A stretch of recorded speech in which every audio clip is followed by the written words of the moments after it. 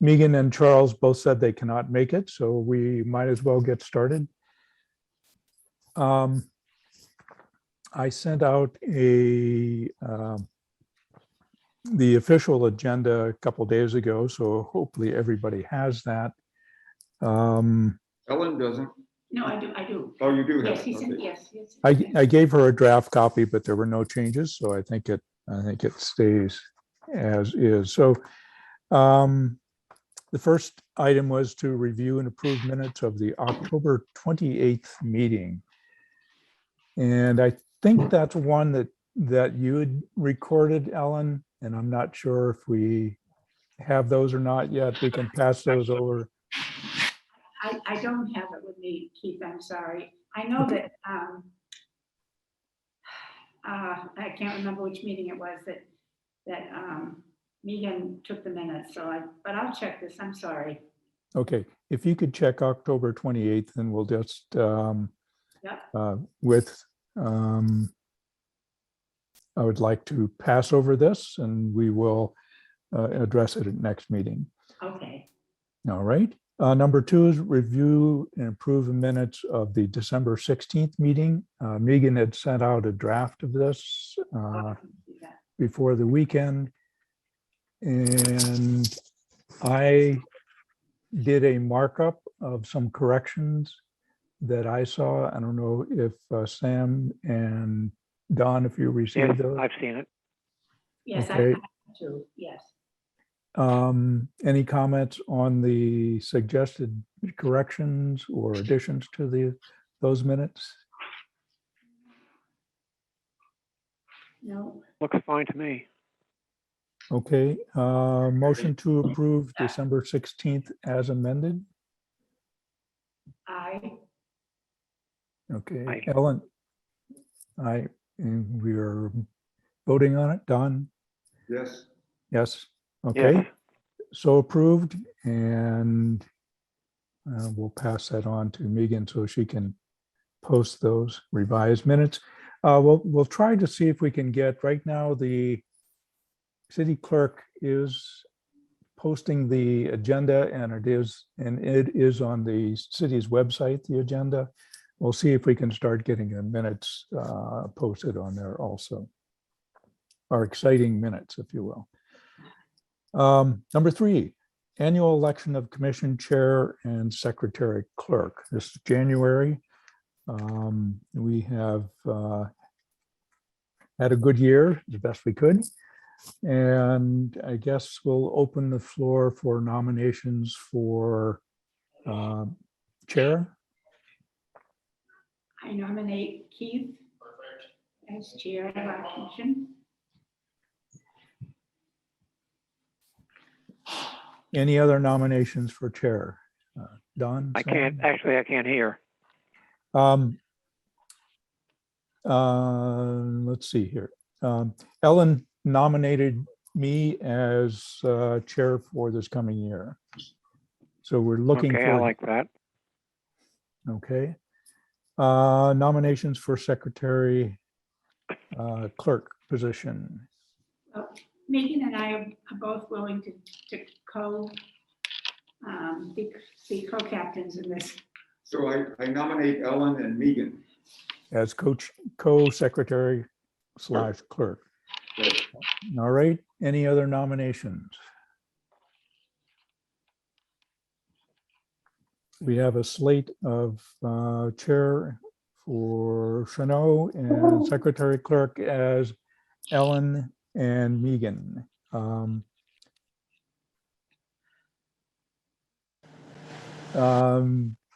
Putting it to a vote for all members. If you will approve the slate, say aye or raise your Approved, hand. yes. Approved. Okay, we're at it again. Thank you. We'll continue on from there. I will update the city clerk's listing. I think they have a little bit older listing where Don is still listed as secretary clerk. And also Mass Historical Commission wants copies of our current membership. So and the expiration date. So I will send that out to everybody and a copy to Mass Historical also with the updated membership, the officers, and the term expiration dates. And I believe someone's coming up for expiration, or their term is expiring. I think it's Ellen in February, but I believe it will just continue on unless we have somebody reappointed by the city council or by the mayor and approved by city council.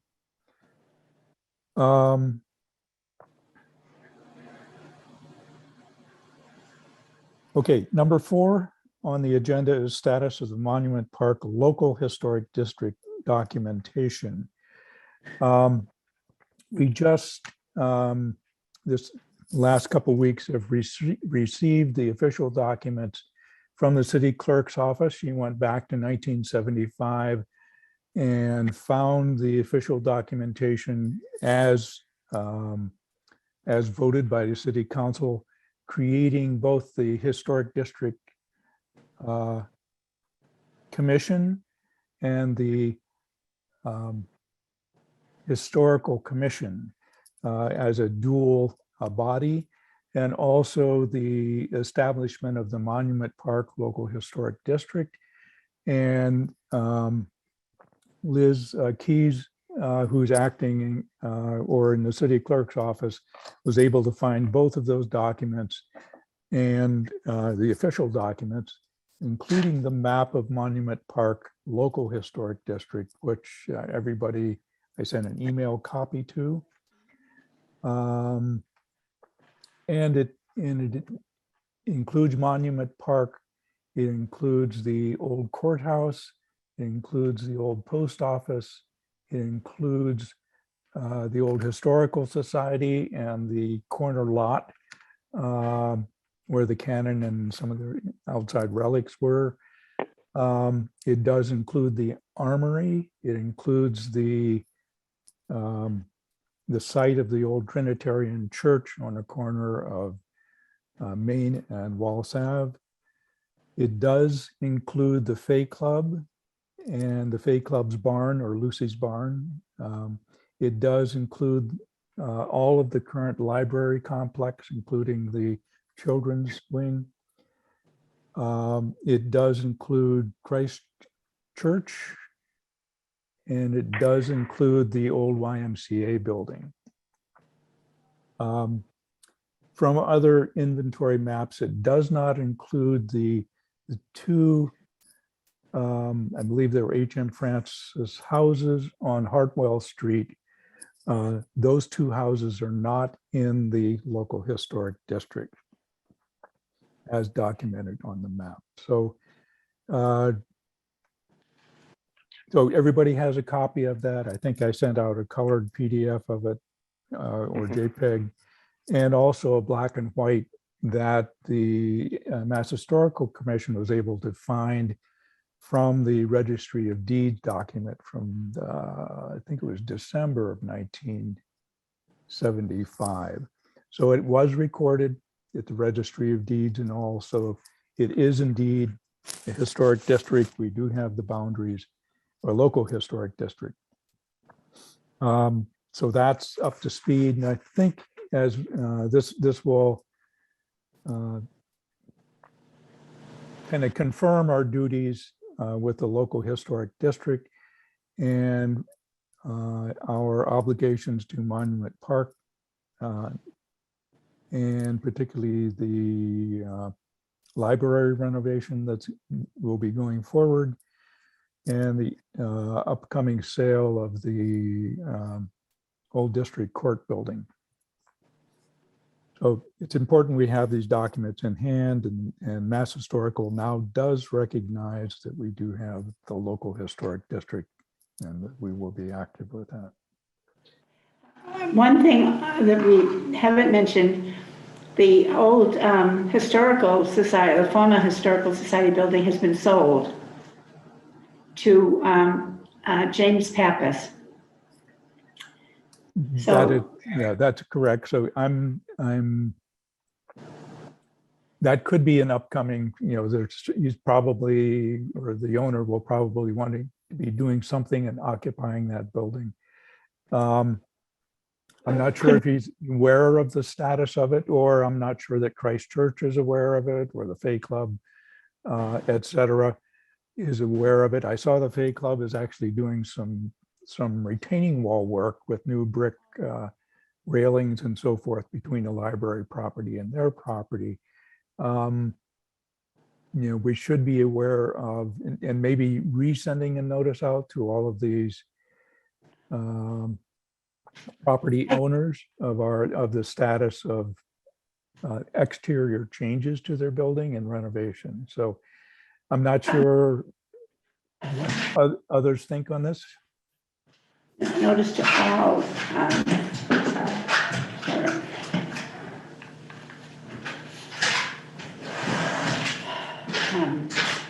Why don't I, I'll commit to a draft letter, and then I'll also make it my business to find out who the letter should go to for each of these properties. Somebody told me that the lawyers who owned the property where Trinitarian Church has sold it, so I'll verify that. And I'll get an address for Jimmy Pappas. And I'll inquire from the mayor's office who is interested in the courthouse, the Superior Courthouse. So I'll do that, and I'll do a draft, and I'll also include the additional information, and hopefully I will have a computer in the next few days so that I can send it to all of you for your approval, okay? Terrific. Thank you, Ellen. Do others concur that because kind of the district has been kind of dormant and kind of that we should notify, The owners. notify, or just give them an updated status, just so there's Right. That they're seems aware of it. prudent. Yes. Instead of us kind of retroactively, somebody's making changes and we say, oh, you're not allowed to do that. And they said, what? Keith, you might include a map of the district so they can Yes. see that they're actually on it. Yes. That, I didn't hear Sam. So Sam was saying, Suggested enclosing a map. Oh, okay.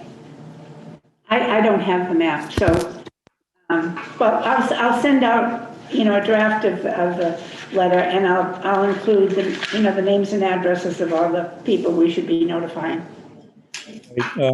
when you get your computer or you're able to check your email, there is a map that has been sent out this past week. So,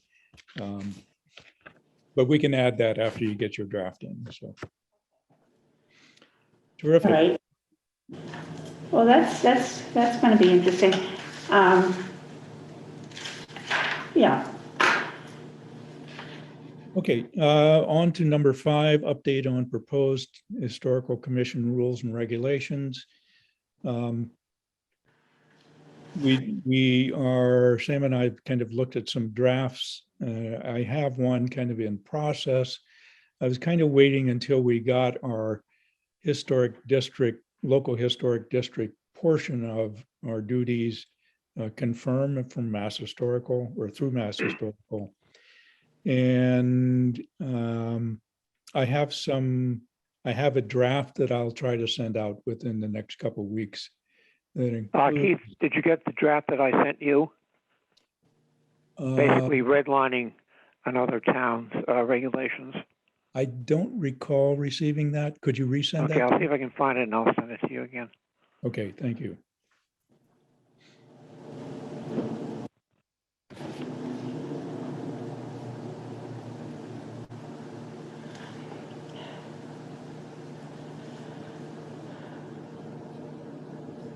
But essentially, this will give some guidelines, and it would be rules and regs for us and for anyone that's participating in a review of changes, particularly for, there's 2 different parts of it: how we conduct our general meetings for the Historical Commission, and how we would conduct hearings for the local historic district in review of particular projects. And if there would be, typically other towns and cities have application forms for the review process with names of, how to submit it. It's like going for other types of permit. There would be documentation of what the proposed changes are, types of materials, maybe architectural drawings or whatever, or if it's a change that would not require an approval from us, that it is an allowed repair or whatever within the guidelines of the local historic district. So It makes sense to send the draft or some outline of what our responsibility is so that the different people would understand what we do. that's probably a good idea. So let's get the draft. I'm suggesting we get the draft letter going. And Yeah. by the time we refine that, we'll be able to, within the next couple months, let's say, we've been able to adopt our rules and regulations with some review by community development and maybe the building inspector, just so they're aware of, when someone is going for a permit or processing a building or a designated property within the local historic district.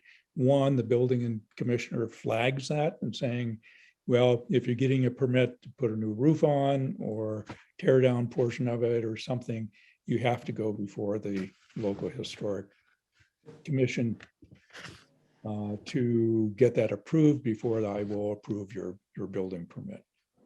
So we would send it to community development. We would send our proposed rules and regs to building commissioner and whoever else I think we can think of at the time. So this can be a couple months process. Hopefully within a couple months, we'll have this together and then be able to send this process along with the letter of notice to the current owners of these properties of the process. Sound good? Sounds fine. All right, so some good work, things to do on that, on the local historic district and rules and regs, et cetera. Number 6, update on the proposed demolition delay ordinance draft.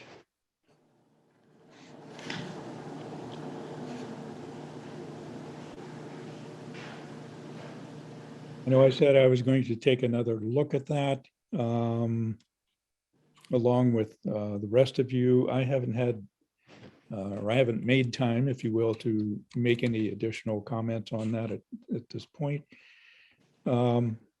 I'd just like to kind of reiterate my thought that once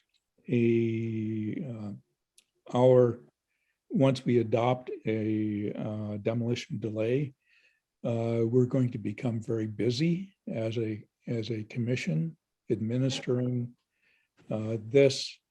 Other cities that have demolition delays, and there's quite often a lot of people that are looking to take down buildings and things, and I could see this happening in Fitchburg, that we would want definitely some staff help from community development to help us process these applications, probably along with the local historic district applications also. So there's an actual file cabinet somewhere. And the person that, accepts these for the city as a staff member instead of us kind of out here in the hinterland. I just want to make sure what would be gave work for them. That's the cable that we gave Trevor. Don has just gone outside to talk to someone from the city, Keith. Okay. No, And just kind of a side comment, we might want to consider as we're moving forward on this, again, having alternate members, as we're having problems getting a quorum for once a month, having perhaps hearings during the month along with our regular meetings, it'll be kind of more of a strain on it, getting our additional member also. But anyhow, we've talked about that in the past, but this might be a time that we reconsider alternate membership as we kind of take on more duties and we get into it. So that can certainly happen. It would mean amending our creation of the commission and adding beyond the 7 members, alternate members and approval through city council.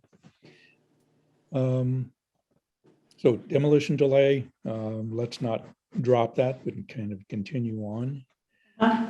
There is a workshop, actually it's happening tonight, I think, that Mass Historical is putting it on at 7 o'clock. I tried to sign up for it yesterday and they've closed down, but I'm going to try to get access to it anyhow. These are all being recorded and I will find out where I'm sure the recordings will be accessible to everybody once they're on the programs. But kind of the latest on demolition delay, and Jen Doherty, who is the new Chris, kind of the circuit pushing out there. Jen has organized these and posted these spring workshops online, and I think she posted them. This is item number 11. These work in an email on November 11th. So if you're interested in seeing what workshops are still going ahead, you can check your email November 11th, and this is from Jennifer Doherty from Mass Historical Commission, and it's a website that lists how you sign up and register for these workshops. So I'll try to catch the one tonight and find out where the recording might be. There's also one next month on administering local historic districts. And I think that'll be an important one to check out also. I'll send out that information on that ahead of time if I can find it also, or remind our members. Okay, any more on the demolition delay? Is Don back? Yes. Don, did you have any other thoughts on the demolition delay? No, I'm waiting to hear what other people have to say. Because right now, I'm pretty okay with it. Well, I didn't have any additions. I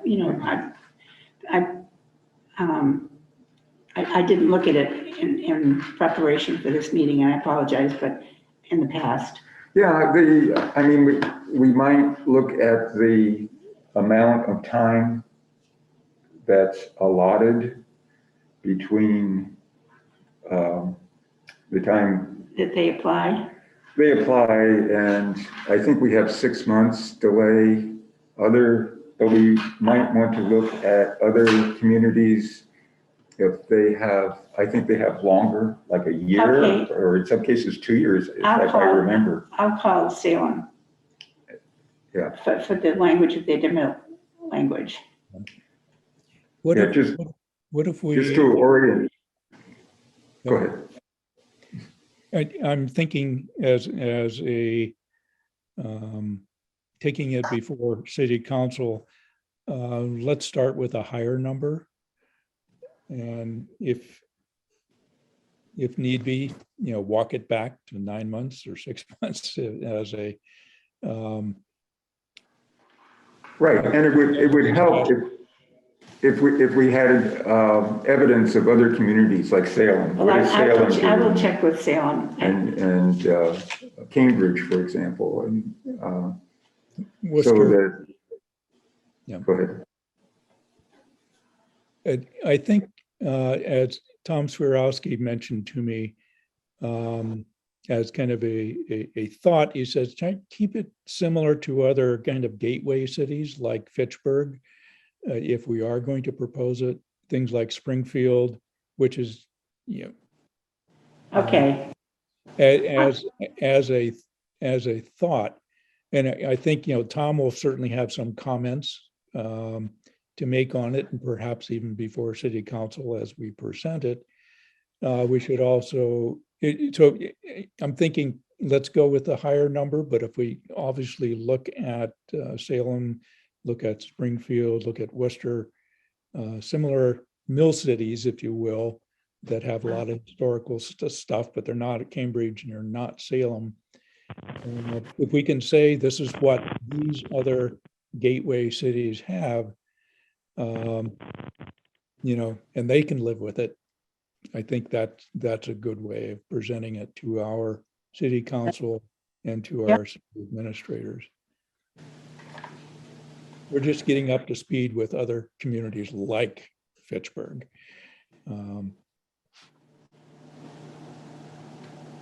Terrific. We should also send it to, I don't know if Don, well, let's get it into a final state by next meeting, if possible, or final draft, if you will. And anybody makes comments, and then we, maybe with a vote, we can send it to various departments within the city for their review. Community development and planning, building commissioner, and maybe even some, maybe even president of city council or something like that. People that we could get some informal comments back before we go publicly before city council. So we can have some discussion with them. And this is a political thing.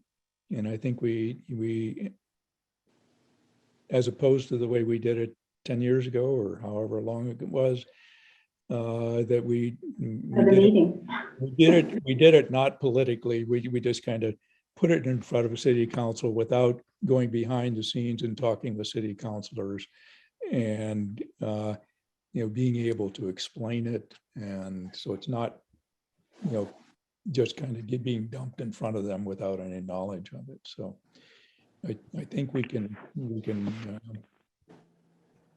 get some people on our side to help defend this, and as we go before the city council. So a little bit of trench work ahead of time would be good.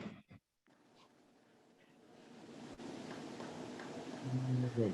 Number 7, update on the proposed stone wall ordinance draft.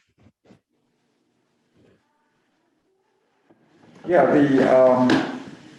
I modified it according to your comments, Keith. The one question I had was, you didn't like the word patina. And I wondered if you have a substitute, another word that we could use. Yeah, I realized that was, I think, in the some of the original ordinances we were using as a draft. I think a stone out in the open can get a patina within 10 years, maybe. Basically moss and kind of, you know, coverings, gray coverings and things like that. And although that is certainly a mark of an older wall, it could be a stone that's not that old. So, you know, are we making it kind of a too broad of a definition by using the word patina? That was my only kind of thought on that. Well, We've done some stone wall repair work here within the last, maybe 10, 15 years with kind of new stones that were done. There's a big retaining wall in front of our house. and it had fallen down, and we had somebody come in and repair it with, new out of the ground type of stone, and it's fairly well patinaed up now, but I wouldn't say it's kind of falls into a historic. If somebody is building a new stone wall, it could have patina within 10 years perhaps, and I'm not sure. Yeah, one of the reasons I put the word patina in is there is an opinion by some people that one should clean off the patina on a stone wall to make it look new, And I was, no, that, if it's a historic stone wall, you don't want to do that. Right. But so how to phrase it so that, because part of the reason for this proposed stone wall ordinance is to act as a guideline for city officials as well as for conscientious homeowners. And they may not know that you should not clean off the patina off a historic stone wall. They may think they're doing the right thing. But you're right. On the other hand, patina should not be the definition of a historic stone wall. Appearance, would that be enough? Maybe, appearance is, but then if you have a historic stone wall with a patina that fronts on a roadway and you want to repair it, the recommendation is to make the repair as close to the original as possible, but you can't create a patina. Right. So I don't know if we need to go into that amount of detail, and maybe just so far as possible counts. The other thing is in looking at stone walls in Fitchburg, I see a number of them are painted. Yes. And okay, that's a cultural thing, I think. Some people Cleaning think it that's a good thing, to paint. Yeah, they're cleaning it up. Yes, well, with historic stone walls, you don't want to paint them. Yeah. So it's an educational issue. And also, it's if the stone wall has no historic, if it's not a historic stone wall, if it's not one of the granite stones from Rollstone Quarry, then if they want to paint it, well, it's their wall.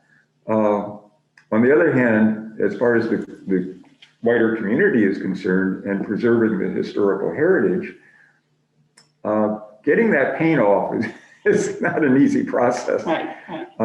And just the idea is to inform the homeowner that the preference is not to paint for historical reasons. But so maybe I could reword or look at rewording that part of it as well. That's something that occurred to me since the last time we discussed this. Okay, yeah, that sounds good.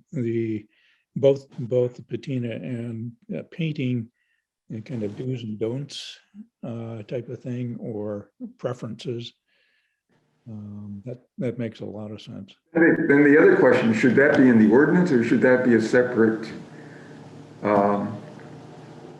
handbook, a manual? Well, when you're saying that, in the back of my mind, I've been thinking, as we've talked about this, that we should, just like we're working on an historic district brochure. Right. I think we realize that unless it's in front of particularly the people in the city who, would be seeing these people initially, it's really important to make sure they understand. Okay, that's my task. Yeah, I really do. I will put together a draft of a handbook that would be, that would be wonderful. And yeah, I think that's necessary. Yeah. Okay, good. Yeah, and your comment about, what things go in an ordinance and what things don't.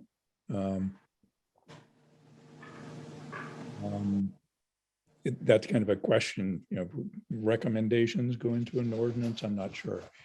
Yeah, well, there, in the ordinance, I now have reference to Charles Thorson's Exploring Stone Walls in New England, and, but who's going to read a book? Yeah. But if you have a brochure. Yeah, just to enlighten them. Yeah, okay. And as we are certainly getting more digital, and as we're thinking of the historic districts brochure and signage and things, that we have these documents also in digital format. So they're on our Historic Commission webpage. Maybe the Historical Society has them listed somehow on their webpage. Maybe even the main city website has these links, as they do to historic documents and historic things. There's a lot of depth in the city's website if you kind of spend some time looking at it. And we can have these both in paper format, in the City Hall lobby, in the library brochure shelf, so you can read on paper. Also at the Historical Society, and maybe those are the few outlets that we have, but they also are in a digital format that people looking for them can find them, or there is this additional facts and information about Fitchburg, stone walls, blah blah blah, quarries, those types of things. People can look them up for, and things like maybe there's one on vinyl siding or aluminum siding, when you should and when you shouldn't. These are kind of things that are informative, but not particularly enforceable as an ordinance or law within the city. So great. So Don, feel free to send out your information on any updates you have on the ordinance, and maybe we can. You did send that to the city building commissioner? Did he have any comments on it? Yeah, and I think I incorporated those as well. Right, there was a EE question, the fee, the daily fee for it and stuff. Yeah, okay. Right, and I changed that to be in conformity with the Fitchburg, general Fitchburg rules, which I think is up to but not exceeding $300 a day. Right, great, that's right. Okay. So as soon as you have something, send it out to everybody, and maybe we can act on it next meeting. Okay, great. Thank you, thank you. All right, number 8, update on Simon Saw and Steel historic documentation. Yes, I must apologize. My friend Annie Simons Clifford has been really missing in action. And the last time I talked with her, she and her husband were going from one side of the country to the other on something. So I said to her, as soon as she gets back, and I really need her ear. So she told me that when she got back, she would come to Fitchburg and we could discuss this. And one of the thoughts that I had, I'm hoping that $5,000 isn't seen to be too much money. But if in fact it is, would you agree that we could ask that $2,500 be part of the community development block grant funding?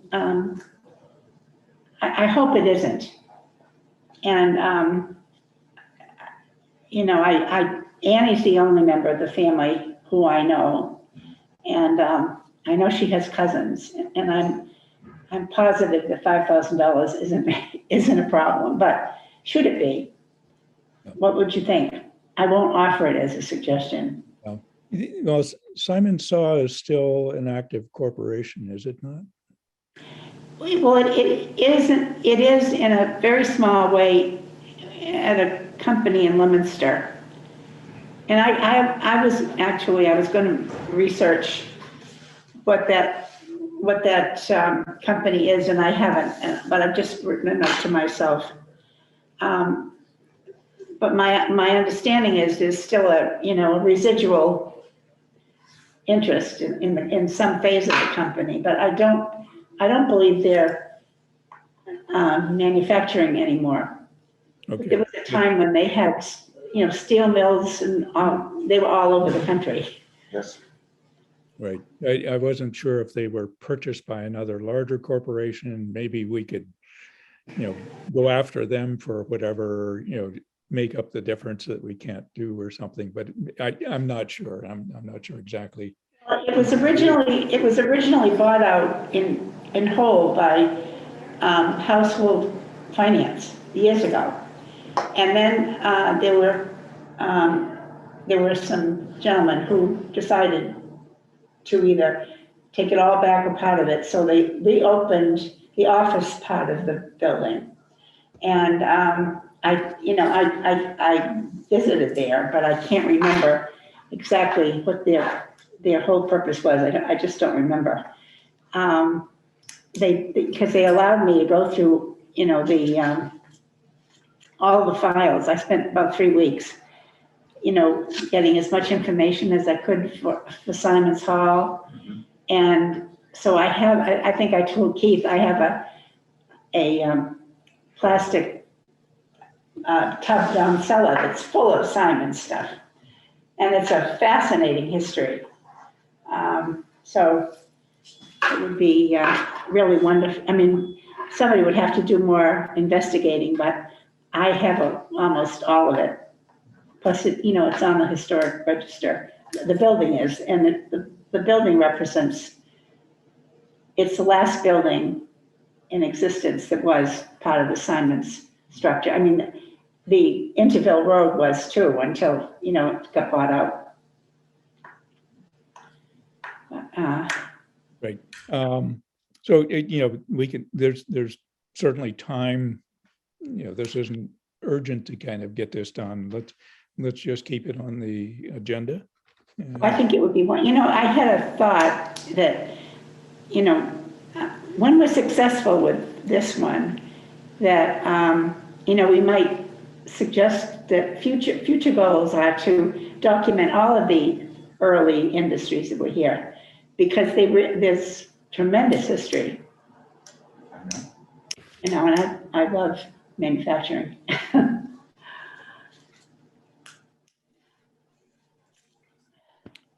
I'm writing that down.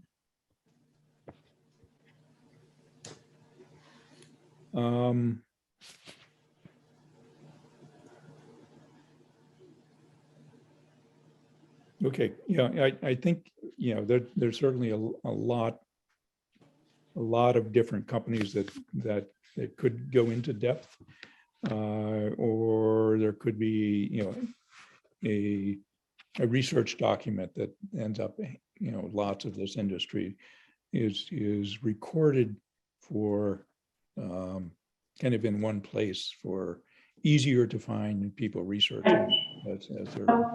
I don't know if you remember, but I thought this was so exciting. The company designed a circular saw to take to the first World's Fair, because they were the only Pittsburgh business that was at that World's Fair, and this big saw they had to build a shed to hold it in, and then it was shipped over the rails to Chicago. So I thought that was pretty interesting. That is. Oh, the Columbia Exposition or whatever it was. Yeah. Great. Okay.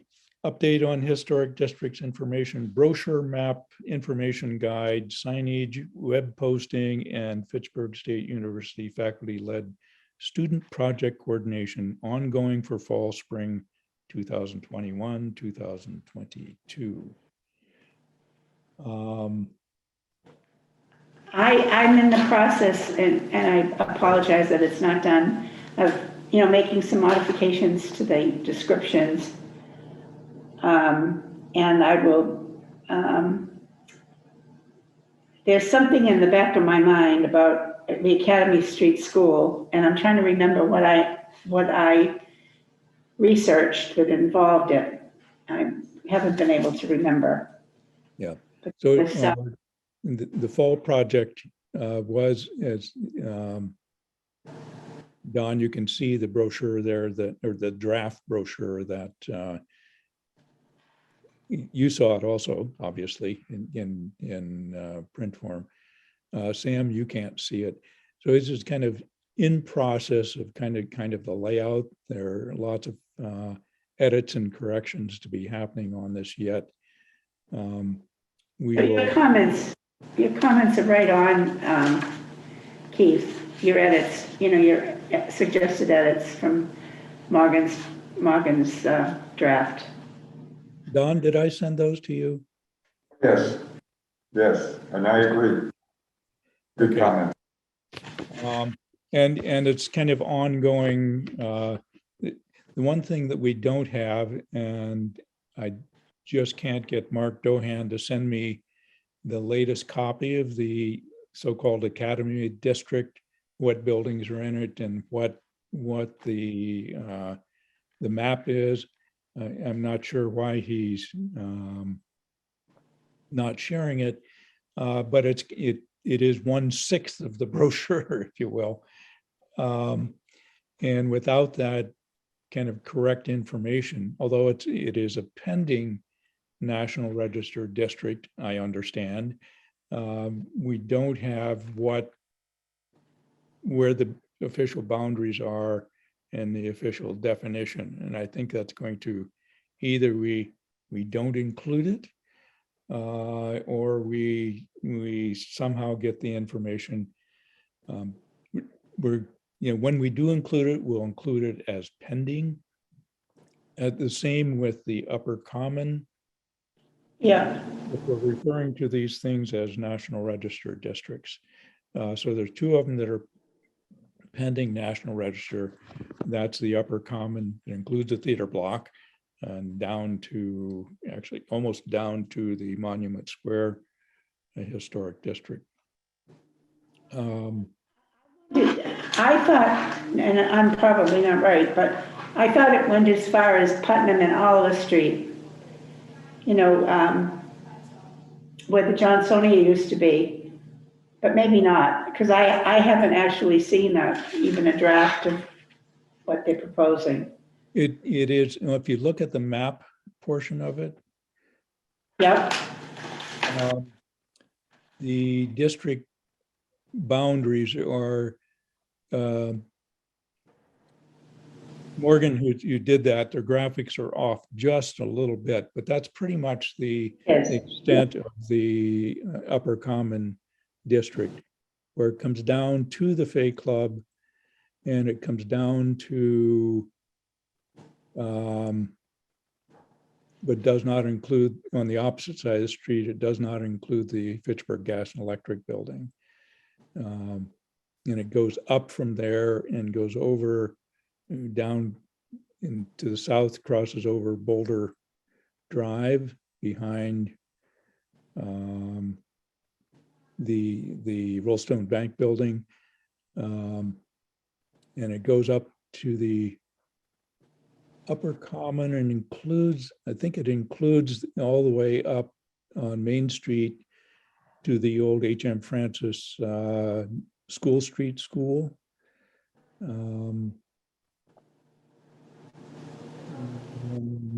Yeah, obviously. Academy Street. Yeah. And it also includes, number 8, I wonder if that's the stairs. And the Academy District, I'm not sure, It does, the upper common does not include the stairs, but I would hope the Academy District does include the stairs. And I would, Reason I thought it did, there's a line under number 8, which would bring you down Wallace Avenue that isn't listed. But that's Wallace Avenue. And the thing, the tie-in is that the Wallace family built the first library and the second library, including the second library included the children's library, which was the first in the nation, and Eleanor Roosevelt came to see it. But the stairs, I think, are represented on number 8, Keith, because there's a little line underneath it. You see it? I don't have it in front of me. Let me bring it up on, let me see if I can present.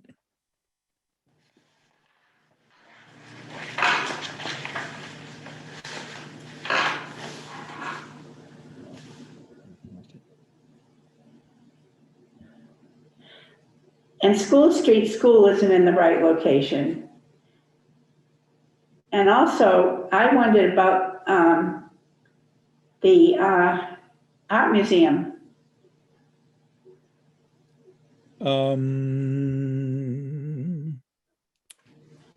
Let me, sorry, I don't have my copy in front of me. Let me just look at it here.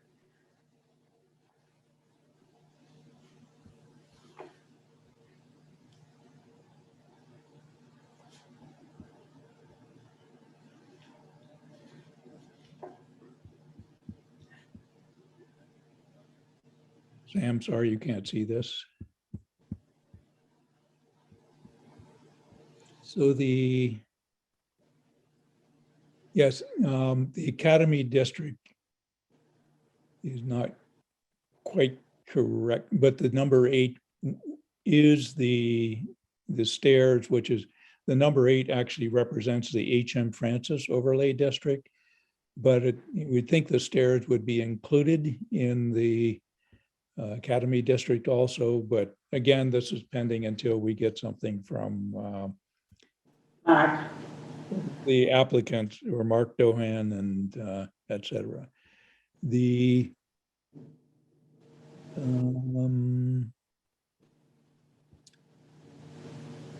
Yeah, I'm not sure the art museum is in the Academy District either. So that's what's kind of missing from our information. I haven't seen a map. So where it says Academy, that's just my guess of where the district outline might be, just as kind of a placeholder. The numbers represent the overlay district of the H.M. Francis, and she missed a few in this draft copy here. So in the kind of latest edits, we're going to add the rest of them into it. And so this is just kind of a layout. She said she would make corrections, and the train line should kind of go through there farther. Getting back to getting information from the BF Brown project and the historic district that we presume they're creating, it kind of, our brochure hinges on, are we going to show that or not? And we could eliminate it if we don't have it, or if they don't want us to put it into it as a pending. I do know who the consultants are, and I just can't remember the name of it. But the woman I've always talked to her first name is Maureen, and I'm sure I can find it. Maureen Kavanaugh? Yep.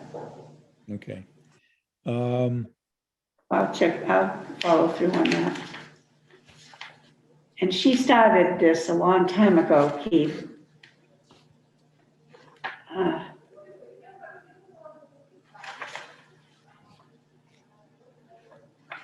And you think she's the one that's working on this document then too, so. And I'll call her. I have her. making a list of things to do. Um,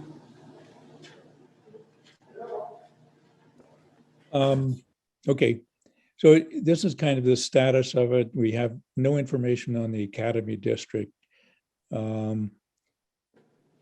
We are, and the Monument Park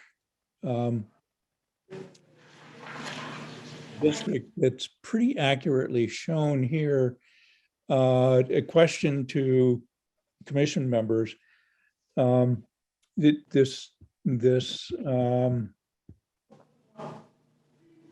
This brochure is really kind of talking about national registered districts.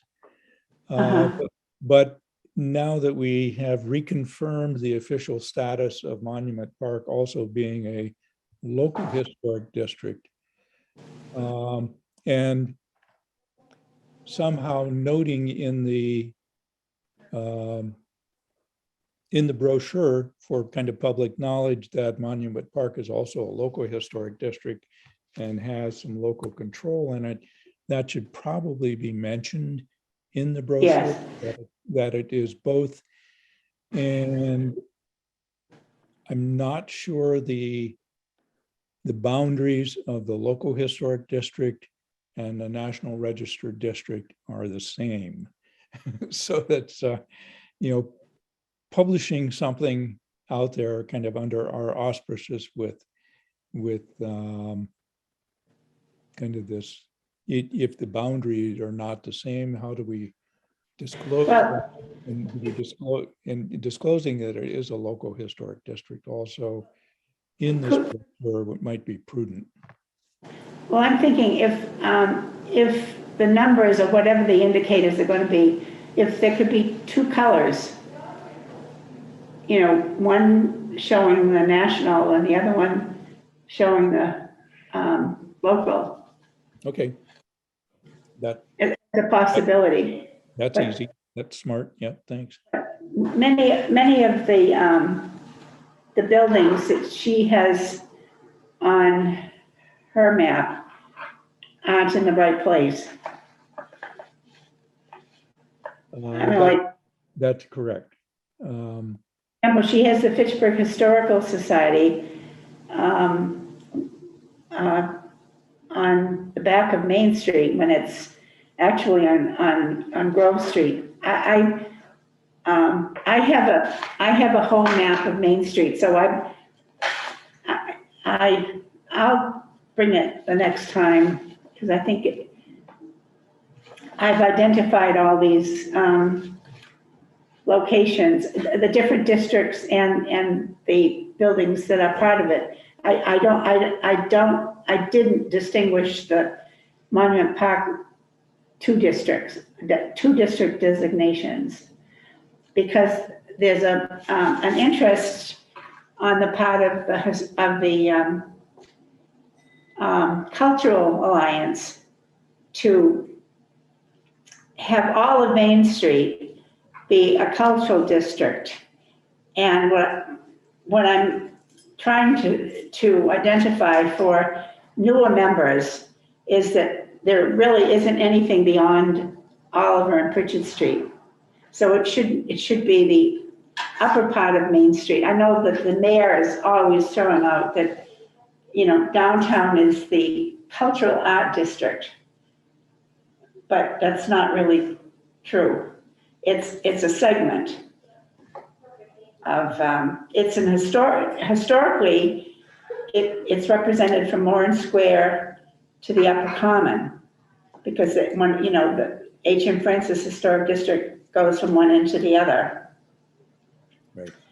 There's overlapping, it's kind of interesting when you look at the whole thing, buildings are overlapping in other districts, but it's also good. So I make a note to bring that. So I think kind of an upshot, this is our kind of subcommittee things. We need to kind of get the subcommittee on the brochure portion of it needs to kind of, for us to kind of finish this off. we're actually moving into phase 2 about street signage for Mhm. similar things, which we're actually going to be meeting with the design class this coming Tuesday, I believe, at 12:30. And I think, Don, you received the link to that? Yes, I did. And I'm hoping to have my computer.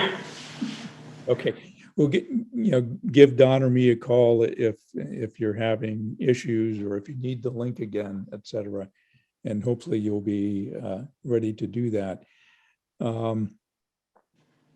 They have invited us to the classroom, and I think I sent that information out. Maybe, Ellen, you haven't received that, but it's possible the class does meet in person this semester.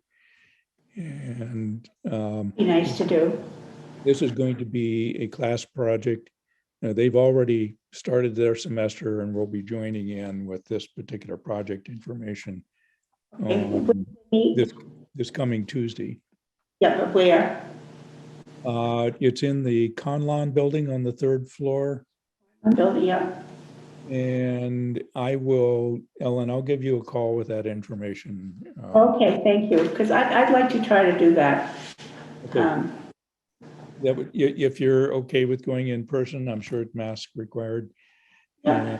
And I'll send you that information. Okay. Okay, or I'll give you a phone call with that information and location. That's on Tuesday at 12:30 on the 3rd floor of the online building. 341. Room 341. 341. Okay, thank you, Don. What the subcommittee we might want to do either now or at a separate time, depending on how much Sam wants to hear about this in our meeting, is kind of discuss what we want to present to the class on the downtown signage of the districts and any other historic information we would want to communicate through signage and other information about Fitchburg's heritage, information things such as the Clio website and any other informational coding or signage that we would want to do. Excuse myself, my ride, I've ignored the clock, but my ride said they'd return at 1. So I apologize. I've thoroughly enjoyed being with you, all of you. This has Okay. been very nice. So, Keith, I'm going to make a list of things with respect to the brochure. And since you've already started identifying everything, why don't I plan to call you, if not tomorrow, Monday morning? Sure, or over the weekend, whichever you prefer. Oh, okay. Yep. The kind of, we still have a vacancy, and Megan was going to talk with the real estate agent. She was. I talked to Mr. Pelletier, and we also talked about Peter Capadagli. Peter has said he's been pretty busy, and he didn't think right now that he could. I can re-ask him if he's still interested. It would be good to get a 7th person on sooner than later. And I told Megan that I'd call her tomorrow morning, so I'll call her and just remind her about Nick Pelletier. And if he doesn't want to do it, maybe he has somebody he could suggest. I don't want any people. Nick had said that he's taken over kind of the chair of the Worcester North chapter of the Realtor Board, or whatever it's called, and that he was declining this year because, or for this year anyhow, that he just thinks he has too much on his plate. Okay. He is at least off for a year and maybe later he would. So we're looking for another. Peter said that he's pretty busy and maybe you can reapproach him again.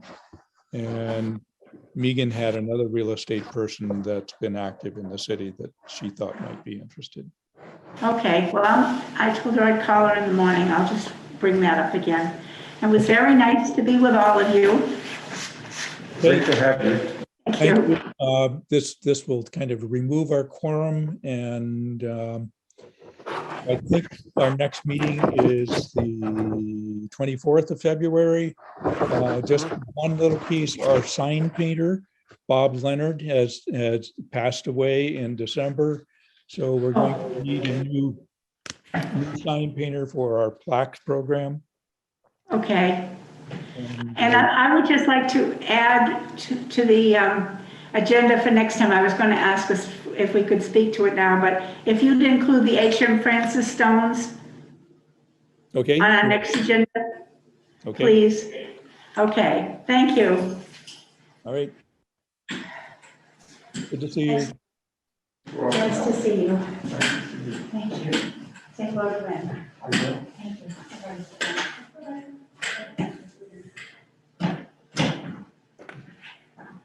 All right.